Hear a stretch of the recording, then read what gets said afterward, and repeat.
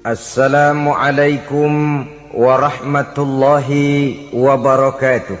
Waalaikumsalam warahmatullahi wabarakatuh. Bismillahi walhamdulillah. Wassalatu wassalamu ala sayyidina Rasulillah wa ala alihi wa sahbihi wa man tabi'ahu wa walah. أما بعد سبحانك لا علم لنا إلا ما علمتنا إنك أنت العليم الحكيم لا حول ولا قوة إلا بالله العلي العظيم. Saudara-saudara kaum muslimin rahimakumullah, sebagai agama sempurna, Islam memberikan bimbingan kepada manusia sejak ia berpribadi, berumah tangga, bertetangga, bermasyarakat, sampai kepada berbangsa dan bernegara. Adalah benar jikalau dalam ayat ketiga surah Al-Maidah Allah subhanahu wa ta'ala berfirman, Al-yawma akmaltu lakum dinakum wa atmamtu alaikum ni'mati wa raditu lakumul islam dina. Pada hari ini telah aku sempurnakan bagimu agamamu. Sempurna dalam arti bahwa nilai-nilai Islam menyentuh seluruh kegiatan hidup manusia, sejak dari yang sekecil-kecilnya sampai kepada yang sebesar-besarnya. Wa atmamtu alaikum ni'mati, aku cukupkan nikmatku kepadamu. Wa raditu lakumul islam dina, dan aku ridhoi Islam sebagai agama bagimu. Pada pertemuan kali ini kita akan membicarakan cuplikan kecil dari bagaimana hak-hak hidup bertetangga menurut ajaran Islam. Seperti yang kita maklum bahwa secara zahir tetangga adalah orang yang paling dekat hidupnya dengan kita. Apalagi jikalau kita adalah perantau, walaupun hakikatnya seluruh manusia di permukaan bumi ini adalah perantau. Tapi perantau dalam artian kita jauh dari kampung halaman tempat di mana kita dilahirkan, jauh dari ayah bunda, keluarga, sanak famili, dan handai tolan. Tidak selamanya hidup ini berjalan mulus. Kadang kita berhadapan dengan hal-hal yang tidak menyenangkan. Kadang kita bertemu dengan hal-hal yang tidak kita harapkan. Tentu bukan orang dari kampung yang datang menolong kita lebih dahulu, melainkan tetangga sebelah menyebelahlah barangkali yang akan melaksanakannya. Banyak orang merasa senang tinggal dalam satu lingkungan oleh karena ia mempunyai tetangga-tetangga yang sesuka hidup sosial, bermasyarakat, hormat menghormati, dan lain sebagainya. Tetapi tidak jarang orang merasakan lingkungannya sebagai neraka oleh karena tidak ada tetangga-tetangga yang dapat diajaknya untuk hidup bersosial. Demikian besar perhatian Islam terhadap hak-hak bertetangga ini, sehingga melalui hadis dari Abi Suraij Al-Khuzai, Rasulullah sallallahu alaihi wasallam bersabda, "Man kana yu'minu billahi wal yaumil akhir falyuhsin ila jarihi." Rawahul Bukhari wa Muslim. Beliau bersabda, barang siapa yang beriman kepada Allah dan hari akhir, hendaklah ia berbuat baik kepada tetangganya. Iman kepada Allah dan hari akhir dijadikan taruhan untuk memberikan stres agar kita bisa berbuat baik kepada tetangga. Dengan kata lain, hanyalah orang yang beriman kepada Allah dan hari akhir saja yang akan bisa berbuat baik kepada tetangganya. Kalau demikian masalahnya, bagaimana cara berbuat baik kepada tetangga? Dengan kata lain, apa hak-hak dalam kehidupan bertetangga itu? Melalui hadis yang diriwayatkan oleh Amru ibnu Shu'aib, Rasulullah pernah bertanya kepada para sahabat di satu hari, "Atadruna ma haqqul jar?" Saudara-saudara, tahukah kamu apa hak tetangga itu? Beliau sendiri kemudian menjawab, pertama, izasta'ana bika a'antahu. Apabila ia minta tolong kepadamu, hendaklah kamu memberikan pertolongan kepadanya. Ini merupakan hak di dalam kita bertetangga. Apabila orang datang minta tolong kepadamu, dan kamu memang berada dalam satu posisi yang sanggup memberikan pertolongan, janganlah berat tangan untuk menolongnya. Sebab biasanya di dalam kehidupan bermasyarakat, jika kita tidak sanggup menghormati orang lain, jangan berharap orang lain akan mau menghormati kita. Jika kita berat tangan untuk memberikan pertolongan kepada orang lain, suatu saat bila kita mendapat kesulitan pun, jangan terlalu berharap bahwa orang lain akan mau juga menolong kita. Bagaimana sikap kita, begitulah biasanya sikap orang lain kepada kita. Saudara-saudara kaum muslimin rahimakumullah, adat hidup adalah tolong menolong. Kewajiban kita adalah menolong tetangga.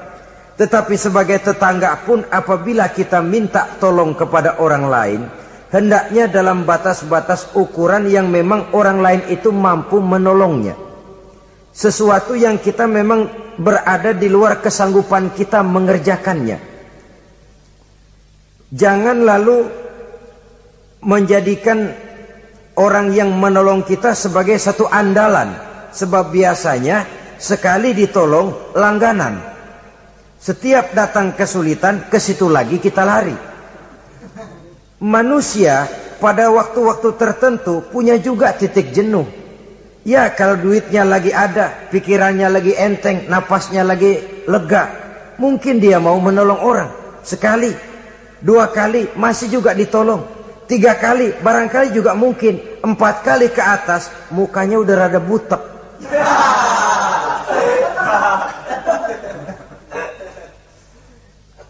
Saudara-saudara, oleh karenanya, walaupun adat hidup adalah memang tolong menolong, tolong menolong itu artinya kan take and give, saling memberi, saling menerima. Ada saatnya kita memberi, ada saatnya juga kita menerima. Tapi yang diajarkan oleh agama memang yadul ulia khairun min yadis sufla, seperti kata Nabi. Tangan di atas lebih baik daripada tangan di bawah. Artinya yang menolong posisinya lebih baik daripada orang yang meminta pertolongan. Tapi biasanya kita umumnya lebih demen minta tolong daripada nolongin. Bahkan sesuatu yang kita mampu pun, kalau masih ada yang mau nolongin, masih kita andelin tuh orang. Ya lu aja dah, lu aja. Padahal kita bisa. Akhirnya terdidik kita untuk manja, kehilangan kepercayaan kepada kemampuan diri sendiri. Saudara-saudara, jadi walaupun adat hidup adalah tolong menolong, tetapi jangan lalu mengandalkan sehingga kita tidak mau mengeluarkan kemampuan yang maksimal untuk melakukan usaha terhadap sesuatu yang memang kita masih mampu untuk mengusahakannya. Ini yang pertama. Yang kedua, kata Nabi, wa izastan soroka nasortahu. Apabila ia meminta bantuan kepadamu, maka bantulah. Ada perbedaan antara ista'ana dengan istansoro. Ista'ana biasanya pertolongan dalam bentuk moral. Istansoro pertolongan, bantuan dalam bentuk material. Menolong dengan membantu. Membantu kelihatannya lebih real, lebih nyata. Menolong bisa secara moral. Keduanya diajarkan oleh agama. Orang yang datang minta tolong kepadamu, tolong dia. Orang yang datang meminta bantuan kepadamu dan kamu ada kemampuan untuk itu, bantu dia. Allah akan selalu menolong seorang hamba selama hamba itu masih mau menolong saudaranya. Allah selalu akan membantu seorang hamba selama hamba itu masih mau membantu saudaranya. Sehingga dengan demikian, orang yang kita tolong mungkin dia tidak bisa memberikan balasan kepada kita. Orang yang kita bantu barangkali juga tidak bisa memberikan balasan kepada kita. Allah yang akan memberikan balasan melalui jalan lain yang tidak pernah kita sangka-sangka barang sedikit pun. Termasuk jenis yang min haitsu la yahtasib. Termasuk jenis yang tidak kita perkirakan sebelumnya dari mana datangnya. Bahwa pertolongan kita kepada orang lain akan meluaskan jalan usaha kita. Bantuan kita kepada orang lain akan melancarkan rezeki kita sendiri. Tidak ada orang jatuh miskin karena rajin membantu orang lain. Tidak ada orang jatuh bangkrut karena murah tangan rajin sedekah. Wah, dulunya dia kaya banget Pak, cuman kerajinan sedekah bangkrut sekarang. Tidak ada. Belum pernah ada terjadi itu. Bukan bakhil yang menyebabkan orang jadi kaya, bukan sikap pemurah yang menyebabkan orang jatuh miskin. Malahan saudara-saudara, kaya itu kan ada dua macam tuh. Ada kaya majazi, ada kaya hakiki. Yang dinamakan kaya majazi, orang yang banyak hartanya tapi miskin hatinya. Sebenarnya hidupnya cukup, tapi dia masih selalu merasa kurang, maka dia tidak pernah cukup. Duitnya banyak, tapi perasaannya selalu miskin, maka dia miskin terus. Duitnya 1 juta, hilang 1.000, yang 1.000 dia pikirin, botak palanya.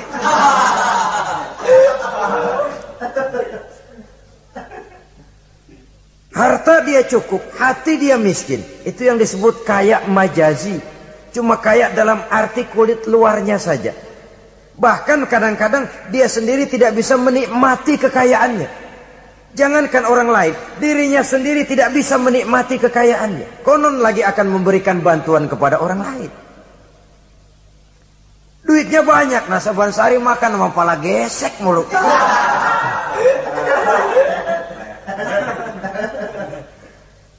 Jangankan orang lain, dia sendiri tidak bisa menikmati kekayaannya. Hawanya udah mau tekor aja udah.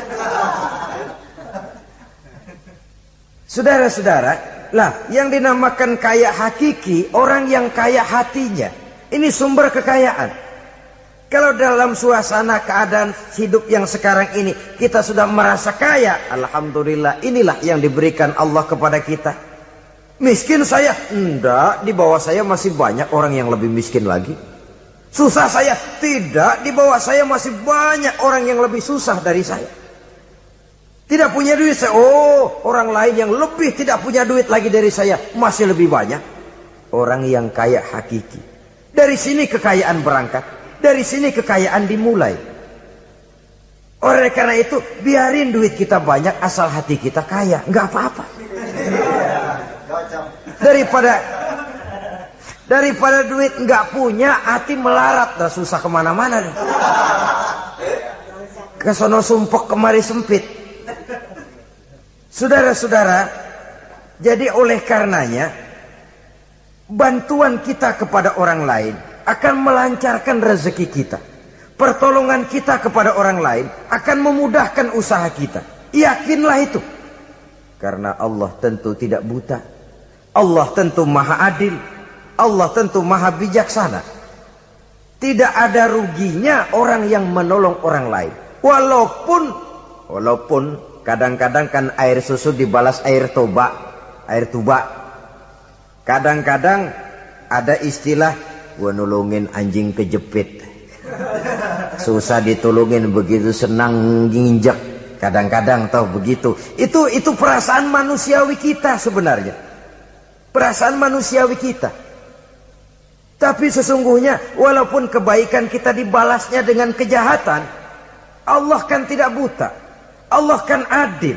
Akan datang kebaikan-kebaikan dari arah lain meliputi kehidupan kita. Karena itu jangan pernah menyesal untuk berbuat baik. Jangan pernah menyesal untuk berbuat baik. Saudara-saudara kaum muslimin rahimakumullah.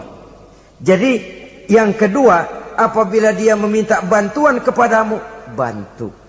Andai kata belum bisa, ya dengan kata-kata. Kata-kata itu juga sudah meringankan kesulitan orang. Kadang-kadang sudah membantu enggak, ngomong enggak enak lagi. Ini namanya orang udah jatuh kita tibanin ember.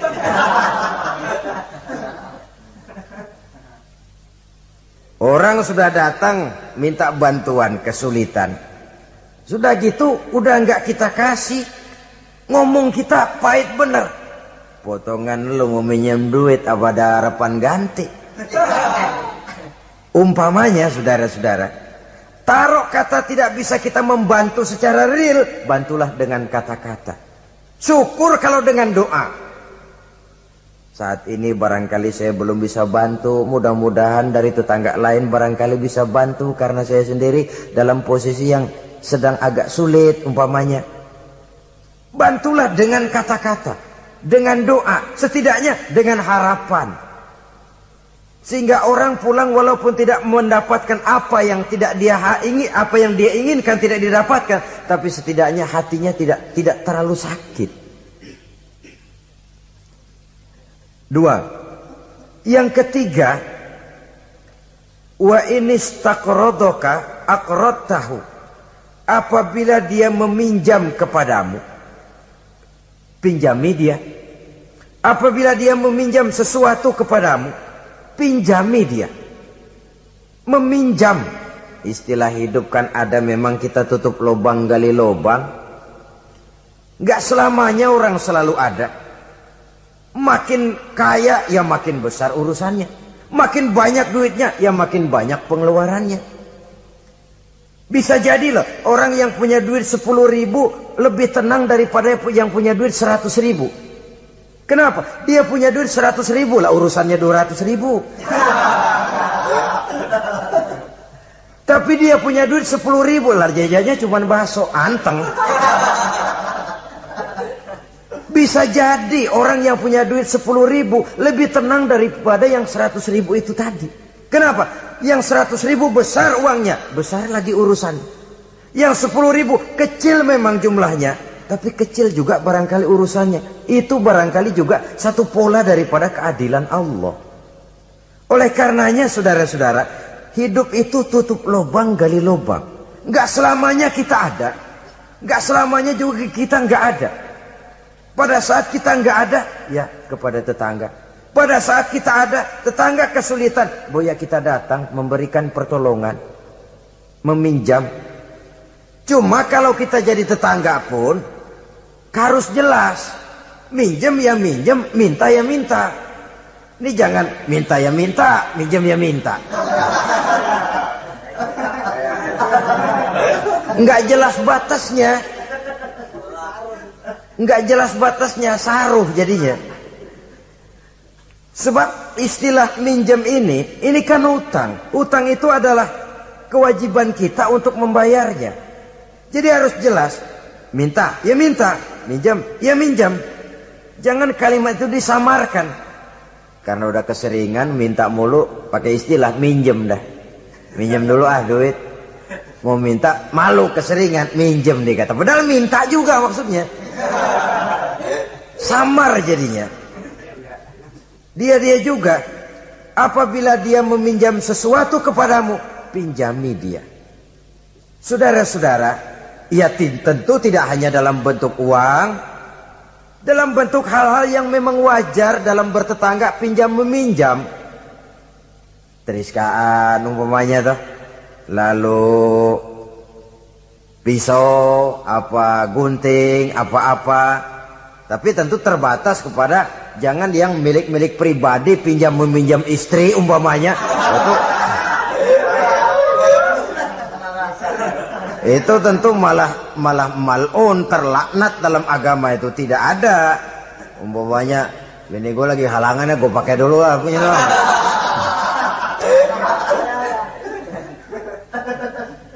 Apabila dia meminjam sesuatu kepadamu yang kamu ada, punya, pinjami dia.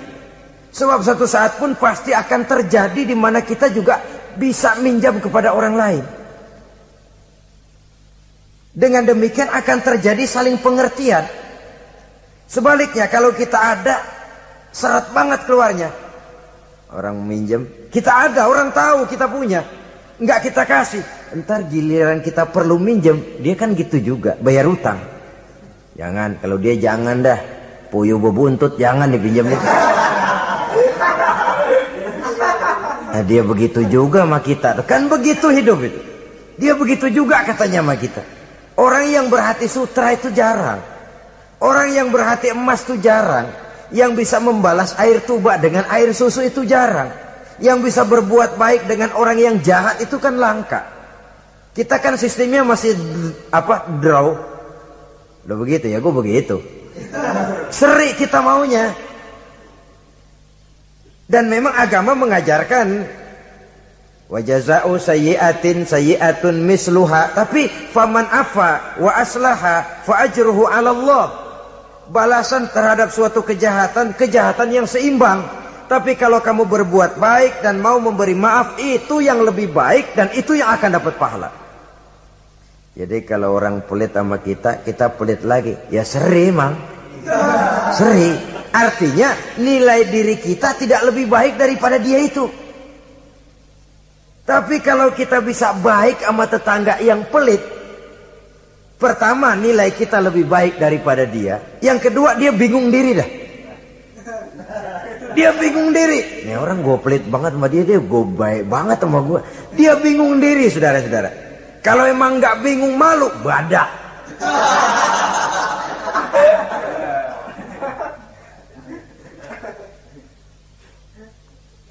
Berbuat baik kepada orang yang tidak baik kepada kita. Bersilaturahmi dengan orang yang marah sama kita. Wah, itu ajaran terpuji sekali. Memberi orang yang mencegah kita. Bersilaturahmi dengan orang yang memutuskan hubungan dengan kita. Kita sih tahu dia marah banget sama kita, cuman kita pura-pura nggak tahu aja. Kita anggap dia nggak marah sama kita. Ketemu tetap, assalamualaikum, mau kemana? Perkara dia mau nyaut apa enggak itu bukan soal. Tapi kita sudah menunjukkan nilai bahwa kita lebih baik dari dia. Aku nanya kok sama kau, aku lebih baik dari kau. Tapi itu jangan lalu timbul. Jangan lalu timbul perasaan tuh kan, gua kan. Tuh ya. Jangan. Dengan berbuat itu kita hanya ingin membuktikan bahwa kita tidak sama kok dengan dia.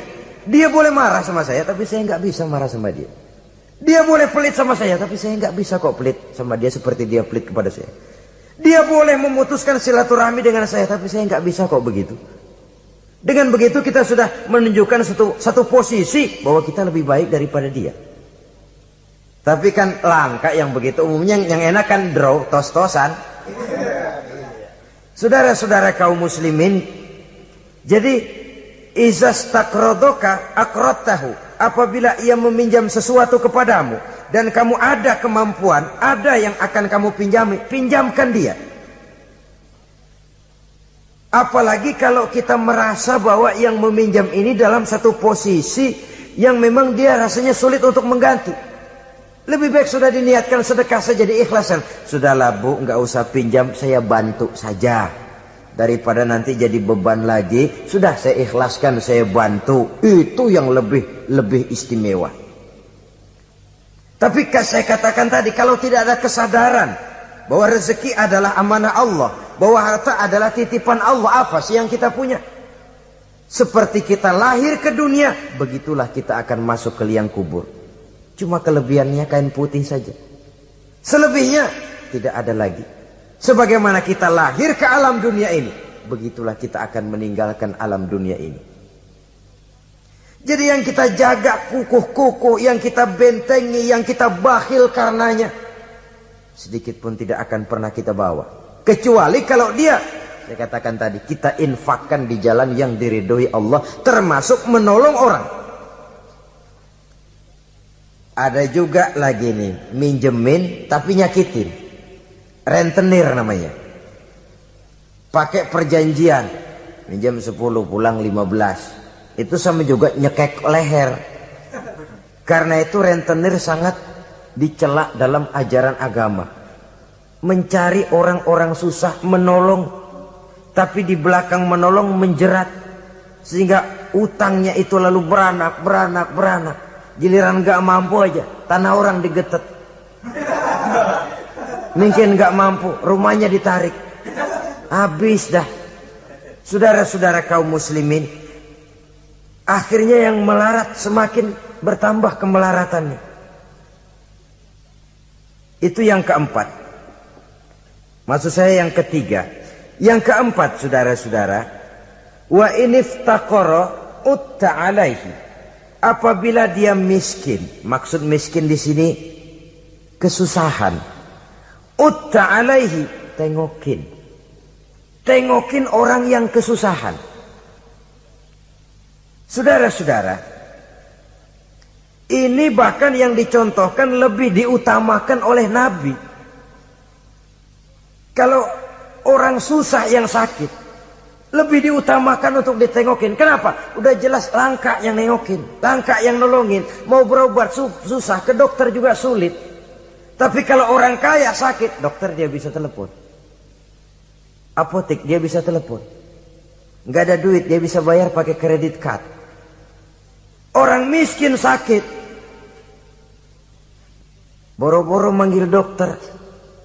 Kadang-kadang mantri juga nggak mampu dia panggil. Sehingga dengan demikian apabila ia mendapat kesulitan, tengokin. Jangan berat langkah untuk menengoki orang yang memang mendapat kesulitan itu. Sebab kalau tidak, maka nanti pada suatu saat bila kita yang mendapat kesulitan, orang akan berat juga kakinya untuk nengoki kita. Kita biasanya kalau orang kayaan aja dikit dapat kesulitan, udah kayak besan yang nengokin dah. Yang mau setor muka, yang mau jilat macam-macam. Tapi kalau yang digubuk reot yang melarat itu mendapat kesulitan, yang lewat cuman melengos dong. Siano sakit ya? Iya, kesianan. Udah kesianan doang. Terus lewat. Terus lewat. Saudara-saudara kaum muslimin rahimakumullah. Yang kelima, wa iza marido uttahu. Apabila dia sakit, datanglah kamu, tengokin. Hibur hatinya. Kalau perlu bantu, berikan obat. Setidaknya dengan ucapan dan doa yang bisa meringankan sakitnya itu. Sebab ini, kalau orang sakit ditengokin, itu kesannya itu mendalam sekali. Bukankah itu Quraisy yang ngeludahi Nabi masuk Islam? Oleh karena pada waktu sakit dia, Nabi yang nengokin. Tiap Nabi lewat ke masjid diludahin. Begitu itu orang sakit, Nabi pertama yang nengokin. Apa yang terkesan? Ya Muhammad, bukan main akhlakmu. Tiap hari kamu lewat saya ludahin. Sekarang begitu saya sakit, seorang pun belum datang nengokin saya. Kamu lebih dulu nengokin. Akhlakmu Muhammad. Mulai hari ini saksikan. Asyhadu an la ilaha illallah wa asyhadu annaka ya Muhammad Rasulullah. Masuk Islam. Kalau kita sakit ditengokin orang, rasanya udah jadi obat tuh tengokan. Dan akan kita kenang, kita ingat. Iya dulu waktu saya sakit, dia datang. Dalam kondisi di mana kita prihatin, pertolongan orang biasanya, kebaikan orang sangat tidak mudah kita lupakan. Dan ini akan berakibat kita merasa berhutang budi. Dan kata orang, hutang emas bisa dibayar, hutang budi dibawa mati. Saudara-saudara kaum muslimin, jadi oleh karenanya apabila dia sakit, tengoki, jenguki. Kalau perlu, berikan bantuan sesuai dengan kemampuan yang ada pada diri kita. Yang keenam, saudara, yang merupakan hak bertetangga, wa iza mata tabi'ta janazatahu. Apabila ia meninggal dunia, iringi jenazahnya sampai ke liang kuburnya. Dan ini sudah kita bicarakan pada pertemuan tentang hak-hak muslim beberapa waktu yang lalu. Yang ketujuh, hak bertetangga. Wa in asobahu khairun hanna'tahu. Apabila ia mendapat kebaikan, hendaknya engkau ikut bersukacita. Senang kalau tetangga lagi senang. Merasa suka kalau tetangga dapat nikmat. Alhamdulillah ya, tetangga kita udah bisa beli TV berwarna, mudah-mudahan kita bisa numpang nonton. Alhamdulillah. Jangan lantas sakit hati. Gile udah beli TV berwarna, merah tuyul berapa biji nih?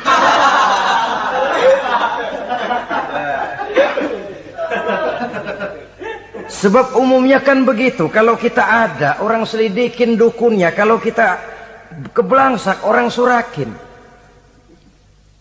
Islam mengajarkan, in asobahu khairun hanna'tahu. Kalau tetanggamu mendapat kebaikan, hendaknya engkau ikut bertahniah, ikut bersukacita, ikut gembira. Syukur, alhamdulillah dia mampu. Syukur dia bisa, syukur dia mampu. Dan itu memang berat. Kalau ini tidak ada, tidak kita miliki dalam diri, yang timbulkan hasud. Nah, hasud ini kata Nabi memakan amal seperti kayu api memakan kayu bakar.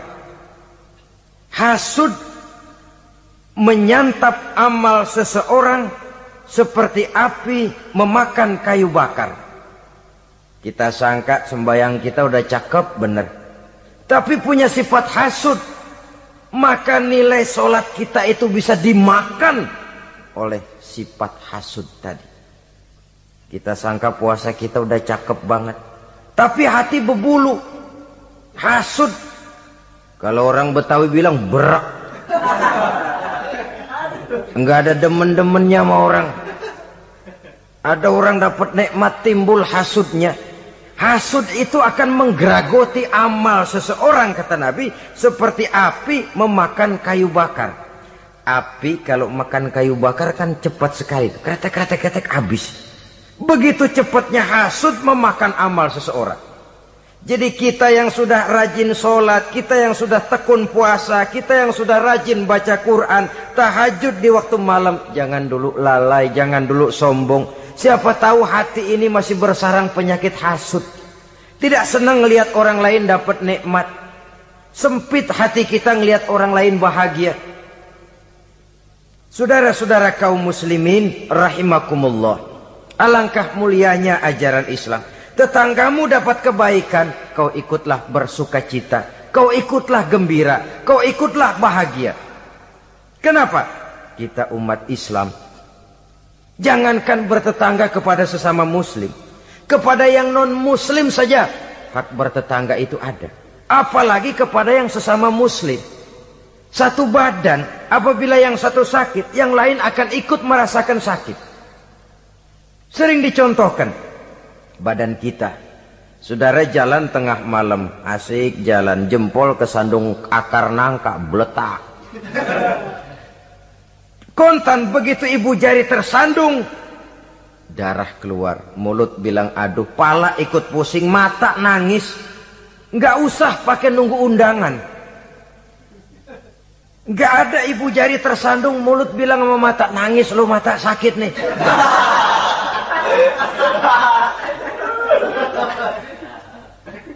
Kalau anak sekolahan bilang, ini yang disebut solidaritas sosial yang terjadi secara reflektif. Begitu tetangga senang, kita ikut senang. Tetangga susah, kita ikut susah. Reflektif. Sehingga dengan demikian, kita ini bagaikan satu badan. Apabila yang satu sakit, yang lain ikut merasakan sakit. Lebih dari sekedar darah, ras, kita diikat dengan akidah.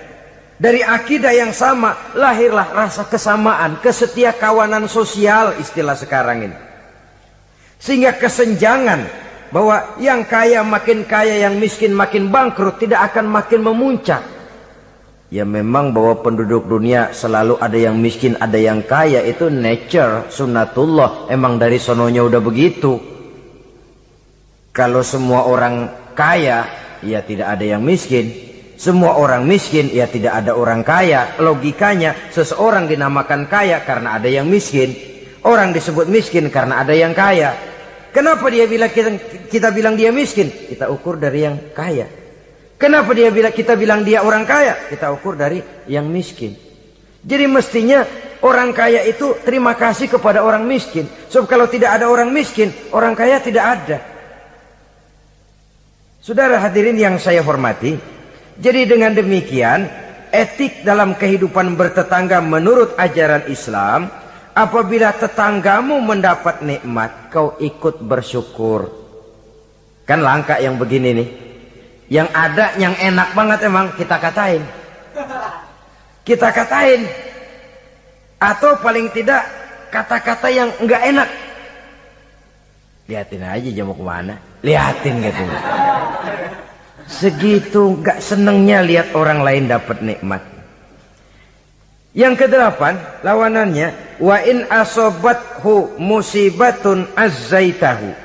Apabila ia mendapat kesulitan, azzaitahu, kamu hendaknya ikut bertakziah, ikut berduka cita. Dia mendapat kesulitan, kita ikut berduka cita. Kesulitan yang paling ringan sekalipun. Radionya hilang, televisinya hilang, istrinya umpamanya hilang. Umpamanya.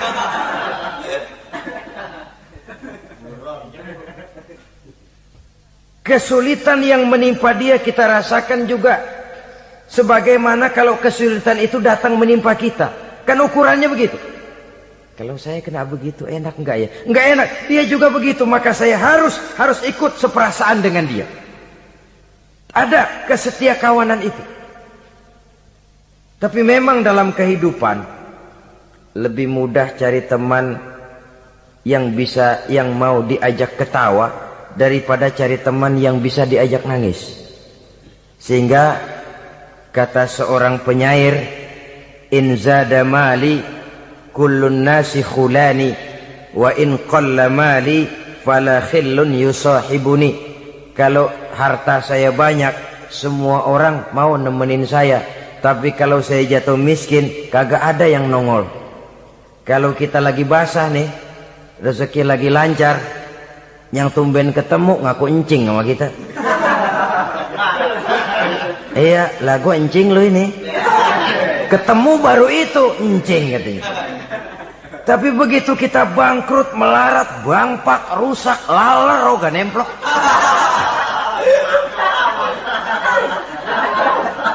Laler sekarang tahu juga orang susah rupanya. Begitulah kehidupan sesungguhnya, tapi tidak begitu yang diajarkan oleh agama. Saudaramu, tetanggamu mendapat kesulitan, kau hendaknya ikut juga berduka cita. Jangan senyum di atas penderitaan orang lain. Jangan menari di bangkai orang lain. Jangan tertawa di atas tangisan tetangga. Jangan asal senang sendiri. Karena itu pernah dicontohkan, kebebasan kita hakikatnya dibatasi oleh kebebasan orang lain. Kebebasan mutlak tidak ada. Kalau saya beli radio, kalau saya berpikir menurut saya sendiri, radio gue, yang beli gue, pakai duit gue setel di rumah gue, sekeras-kerasnya, ada apa malu pada? Itu kan kalau menurut saya. Tapi tetangga sebelah saya kan juga mikirnya begitu. Mata gue, yang ngantuk gue tidur di kamar gue, ngapa suara radio lu masuk kemari?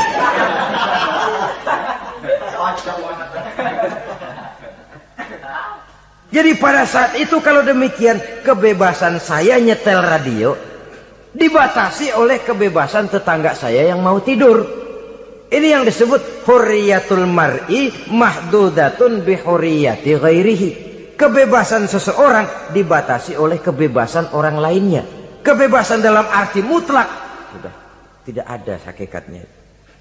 Betapapun saya senang wayang golek, senang bukan main.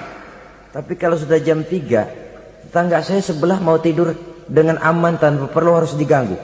Kalau begitu, cukuplah saya dengar saja karena saya senang. Tetangga saya belum tentu senang juga dengan wayang golek. Jangan cuma memperturutkan kesenangan. Oh pokoknya emang saya hobi banget wayang golek. Masa bodoh jam 3 kayak setel habis dah. Masih ayah nama gening udah.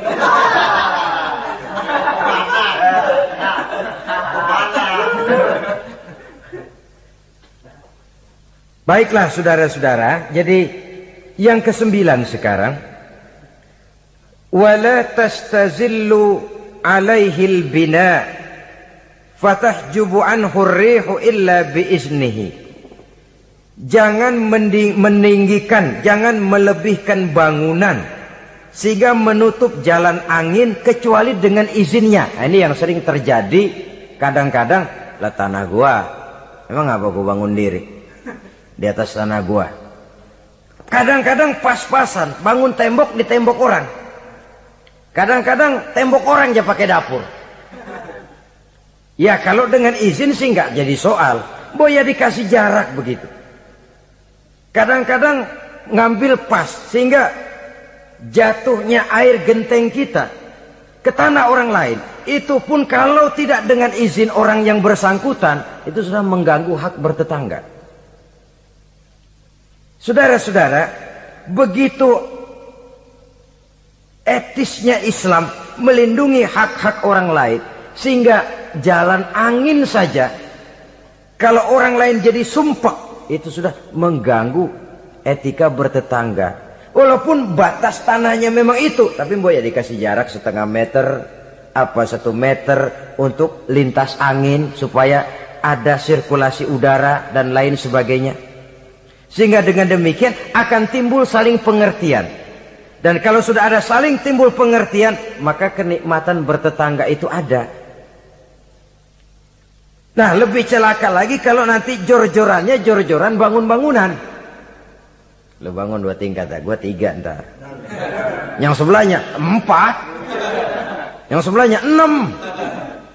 Kalau sudah begitu, apalagi motifnya untuk menunjukkan bahwa saya lebih hebat dari tetangga sebelah, kita akan terjebak kepada alhaakumut takatsur hatta zurtumul maqabir. Lalai oleh karena berlomba memperbanyak itu saja. Kebanggaan materi, kebanggaan terhadap sesuatu yang kalau kita kembali menghadap Allah tidak akan pernah kita bawa. Itu yang kita agulkan. Kebun saya, mobil saya, tanah saya, pabrik saya. Tidakkah juga dia bertanya, kalau saya mati apa yang akan saya bawa? Pabrik itu, kebun itu, peternakan itu akan ikutkah bersama saya ke liang lahat? Kebanggaan material karena itu sering melahirkan status sosial, dikejar-kejar orang. Tapi kebanggaan moral, yaitu bekal yang cukup di saat kembali kita menghadap Allah, memang tidak kelihatan, jadi dia tidak bisa jadi status simbol yang melahirkan kebanggaan. Yang ke-10, wala tu'zihi, jangan menyakiti tetangga, baik dengan ucapan ataupun juga dengan perbuatan. Ucapan ataupun perbuatan. Wa idza ishtaraita fakihatan fa'ahdilahu, apabila kamu membeli buah-buahan, bagi tuh tetangga, bagi tetangga. Wa illam taf'al, kalau memang tidak bisa membagi, belinya juga pas-pasan, boro-boro membagi, ngatur anak sendiri juga bingung. Durenato anak 6 bagaimana ini? Umpamanya. Boro-boro membagi untuk jatah anak sendiri kita bingung. Wa illam taf'al, kalau memang kamu tidak bisa bagi, fa'adkhil hasirron, jangan demonstratif. Bawa ngumpet-ngumpet jalan belakang kek. Jangan diteng-teng tuh duren di hidung tetangga. Duren oi, duren. Fa'adkhil hasirron, bawa masuk ngumpet-ngumpet. Wala yakhruju biha waladuka liyaghizu biha waladahu. Nah ini anak. Kita bawa ngumpet masuk, tapi anak kita juga dipesan, makan di rumah aja dah, nggak enak sama tetangga. Jangan malah anak kita ajukin, disuruh lu bawa pergi makan di depan anaknya nih.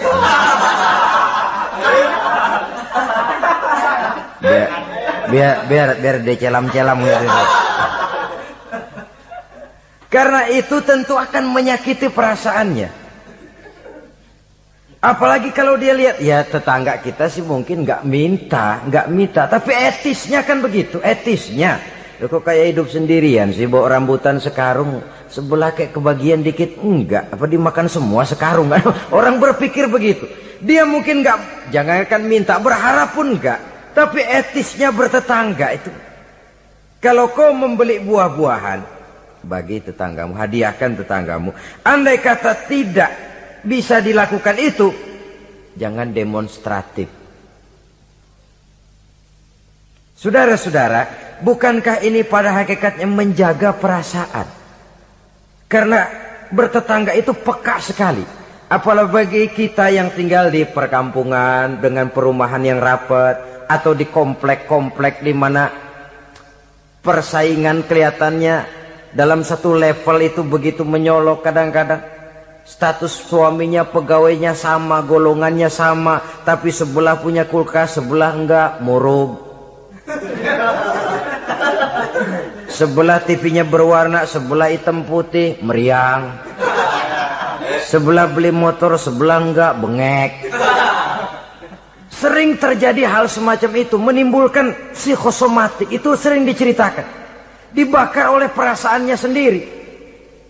Tinggal lagi di komplek, di mana kelangsungan kehidupan kelihatan betul sehari-hari. Sering terjadi. Tangganya sebelah beli motor, yang sebelah meriang. Besokannya beli kulkas, dia bikin gawat, masuk rumah sakit. Di rumah sakit dengar tetangganya beli mobil, mati.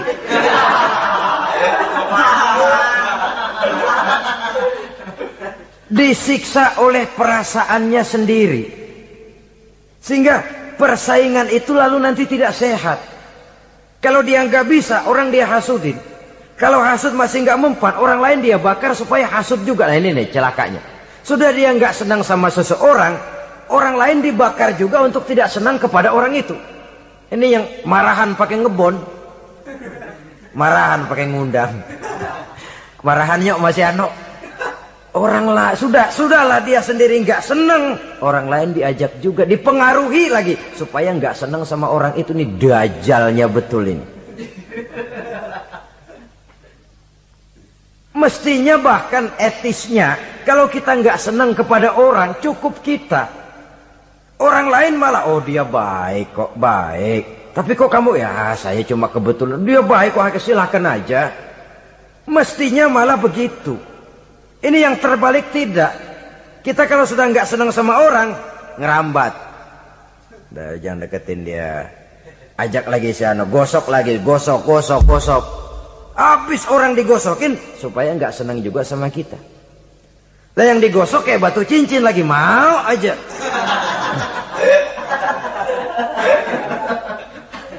Batu cincin apa tikus budeg tuh, nggak ngerti apa-apa, nggak ngerti urusan junturungan, hayo aja.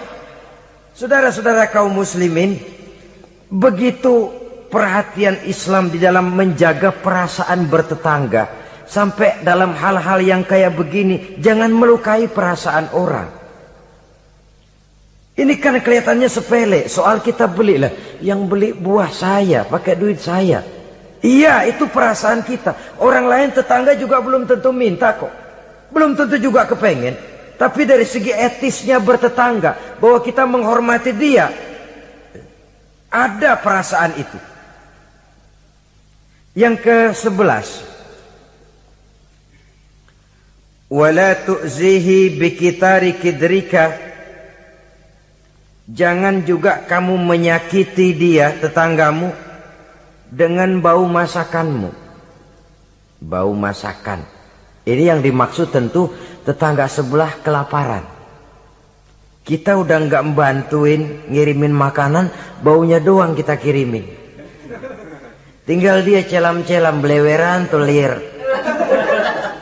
Saudara-saudara, ini juga termasuk demonstratif. Nabi mengajarkan, iza tobahta marokotan fa'aksir ma'aha wa ta'ahad jironaka. Apabila kamu bikin sayur, banyakin kuahnya, bagiin tetanggamu. Tapi jangan ditafsirkan mentah ini hadis. Begitu nyayur, kuah mulu.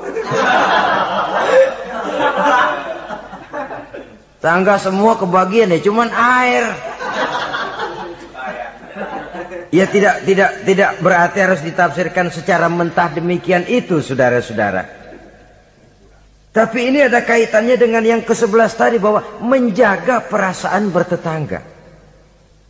Kemudian pertanyaan ini ditutup oleh Nabi, summa qala atadruna ma haqqul jar? Sudah tahukah kamu apa hak tetangga itu? Wallazi nafsi biyadihi la yuballighu haqqal jar illa man rahimahullah. Demi yang jiwaku berada di tangannya, demi Allah, orang sulit untuk memberikan hak tetangga, untuk menyampaikan hak tetangga, kalau bukan dengan rahmat Allah. Sebab hanya rahmat Allah itu yang datang di hati kita. Kita bisa menolong orang lain, kita bisa membantu orang lain. Kalau tidak ada rahmat Allah di hati sini, sulit loh, berat nolong orang itu. Kalau tidak ada rahmat Allah di sini, orang lain dapat kesenangan, kita ikut gembira, itu sulit. Kalau tidak ada rahmat Allah di sini, orang lain dapat musibah, kita merasa juga dapat musibah, sulit. Hanya orang yang di hatinya ada rahmat Allah yang punya perasaan seperti itu. Itu Nabi sumpah, wallazi nafsi biyadih, demi Allah yang jiwaku berada di tangannya. Yang bisa menyampaikan hak tetangga hanyalah orang yang memang dapat rahmat dari Allah Subhanahu wa ta'ala. Dia minta tolong, kita tolong. Dia minta bantuan, kita bantu. Dia minjam, kita berikan pinjaman. Dia miskin, kita tengoki. Dia sakit, kita jenguk. Dia meninggal, kita iringi jenazahnya. Dia dapat kebaikan, kita ikut gembira. Dia dapat kesulitan, kita ikut bersedih. Kita yang mendapat nikmat, sedikit kita bagi dia, kita berikan kenikmatan. Kalau bukan rahmat Allah, rasanya sulitlah untuk berbuat seperti itu. Hanya dengan rahmat Allah. Dan oleh karena dengan rahmat Allah, maka rahmat itu tidak diberikan kepada setiap orang. Artinya, walaupun kita setiap orang barangkali tahu tentang hak bertetangga seperti ini, tapi tidak setiap orang bisa menjalani hak-hak bertetangga seperti ini. Saudara-saudara kaum muslimin rahimahullah, akhirnya kita manusia sebagai zon politiken, makhluk sosial yang memerlukan keberadaan orang lain, kita menyadari tidak seorang pun di antara kita yang sanggup memenuhi keperluan hidup kita secara sendirian. Kita perlu orang lain, sebagaimana orang lain juga memerlukan kita. Oleh karena itu, mengukur orang lain dengan diri sendiri merupakan satu cara untuk menegakkan hak-hak bertetangga. Kalau saya digituin enak nggak? Nggak enak. Orang lain juga begitu. Kalau saya diginiin enak nggak? Enak. Orang lain juga begitu. Apa yang tidak enak terjadi pada diri kita, tentunya akan tidak enak juga jika terjadi pada diri orang lain. Sepanjang itu yang jadi barometer, kita tidak akan merasa benar sendirian. Sebab orang benar itu bagus, tapi merasa benar itu yang jelek. Orang pintar itu baik, tapi merasa pintar itu yang jelek. Sebab tatkala kita merasa bahwa kita benar, sebenarnya bahwa kita paling benar, sebenarnya iblis sudah masuk ke dalam hati kita. Ditumbuhkannya sikap ujub, menganggap remeh orang lain, menganggap enteng orang lain, merasa dihinggapi oleh penyakit superioritas kompleks, kata orang.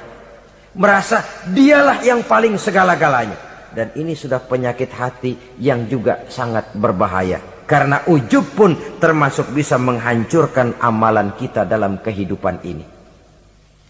Oleh karenanya, maka di dalam hak-hak bertetangga ini, apabila hak ini kita tidak berikan, tentu ada sanksinya. Ya, sanksi sosial dalam kehidupan di dunia ini, kita akan terkucil. Tinggal di tengah masyarakat, tapi dikucilkan. Keberadaan kita dianggap sama dengan tidak ada. Kan gak enak orang begitu. Ada, tapi dianggap gak ada. Nah, yang begitu lewatin aja dah, cuekin aja. Ada, masih ada, sudah dianggap gak ada. Apalagi udah gak ada beneran, orang lupa banget. Ada, dianggap gak ada. Alangkah ruginya kalau sampai hal itu terjadi pada diri kita. Keberadaan kita, eksistensi kita ini Kalau bisa memberikan warna dan dampak dalam kehidupan, keberadaan kita itu diakui oleh lingkungan. Sehingga dengan demikian kita punya nilai, walaupun itu yang bukan kita cari, tapi nilai itu akan memberikan poin di dalam kehidupan kita di tengah-tengah masyarakat. Jangan lupa, masyarakat punya hukum yang tidak tertulis, tapi kekuatannya lebih kuat dari hukum tertulis. Kejam, sehingga orang bilang sekali arang tercoreng di dahi, selamanya akan selalu dikenang. Karena itu, pandai-pandailah kita hidup bermasyarakat, pandai-pandailah kita hidup bertetangga, karena memang Allah Subhanahu wa ta'ala menjelaskan, ya ayuhan nas, inna khalaqnakum min zakari wa unsa, wa ja'alnakum syu'uba wa qabaila lita'arafu, inna akramakum indallahi atqakum. Wahai manusia, sesungguhnya telah kami jadikan kamu dari laki-laki dan perempuan. Kami jadikan kamu bersuku-suku dan berbangsa-bangsa, tidak untuk berpecah belah, tidak untuk saling silang, tidak untuk bersengketa, tidak untuk memusuhi dan menumpahkan darah, saling menghina, meremehkan dan mengentengkan orang lain. Tujuan kamu diciptakan dari laki-laki dan perempuan, bersuku-suku dan berbangsa-bangsa, tidak lain lita'arafu, agar kamu saling mengenal satu sama lain. Saling mengenal, bukan saling tidak mengenal. Jangan sampai terjadi tidak mau saling mengenal.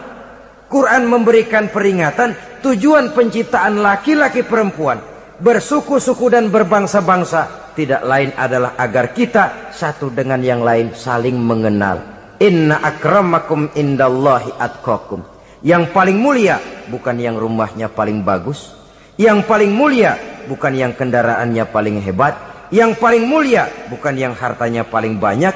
Inna akramakum indallahi atqakum.